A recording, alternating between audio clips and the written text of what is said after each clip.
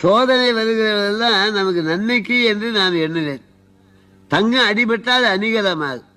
நான் வள்ளிமலையில ராஜகோபுரம் கட்டுறேன். அதுக்கு அஸ்திவாரம் போடுறதுக்காக பல தகுதி உள்ளவர்கள்லாம் வரைச்சது. அப்போது சிதம்பரத்தில் முதல் நாள் எனக்கு சொற்பொழிவு. அந்த சொற்பொழிவு முடித்து கொண்டு வந்து கடலூரில் ட்ரெயினை பிடிச்சேன். அது 1.5 மணி நேரம் தாமசமாக விழுப்புரம் போச்சு. விழுப்புரம் வண்டி போயிடுது.